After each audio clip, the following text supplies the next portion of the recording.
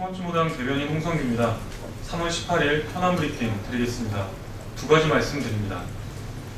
박근혜 대통령은 혹시 선거까지도 규제를 풀어야 한다고 생각하는 건 아닙니까? 그렇지 않고서야 여야를 막론하고 심지어 친박, 친이까지 넘어서 한 목소리로 요구하는 남재준 국정원장 해임에 대해서 이렇게까지 모른 체 할 수 있나 싶습니다. 검찰이 어제 국정원 직원으로는 처음으로 불행 요원 김 사장에게 구속영장을 청구했습니다.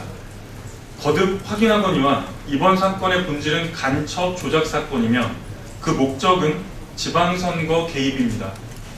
최대 격전지인 서울시장은 여권에서 다시 탈환하고자 치밀하게 기획된 조작극이라는 게 세간의 분석입니다.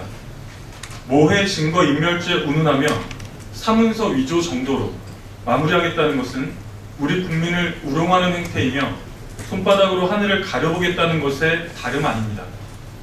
그래서 이번 사건은 철저하게 국가보안법상 무고날조죄로 시작하여 실체와 전모가 밝혀지는 대로 공직선거법 위반까지도 적용해야 하는 헌정유린 범죄입니다. 그러나 묻지마 규제 여파를 외치는 박근혜 대통령이 남재준 국정원장을 노골적으로 싸고 도는 것을 보면 금권, 관권 선거를 철저하게 차단하라는 부정선거 규제마저도 풀겠다는 의도가 아닌가 싶습니다. 심각하게 의심하지 않을 수 없습니다. 직접 주재하는 규제개혁 회의를 돌연 연기하면서 규제를 적극적으로 푸는 관료는 보상하겠다고 밝혔습니다.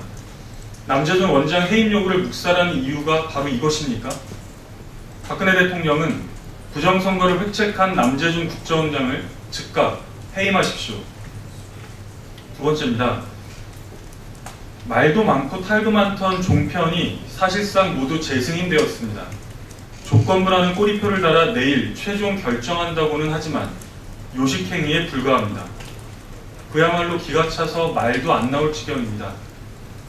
현직 대통령은 김연아 선수나 겨울왕국의 주인공 엘사에 마구 찍어붙이며 형광등 100개를 켜놓은 아우라 운운하더니 야당 정치인에는 젖비린내 난다, 싸가지 없는 며느리라고 원색적인 비난을 쏟아낸 종편입니다.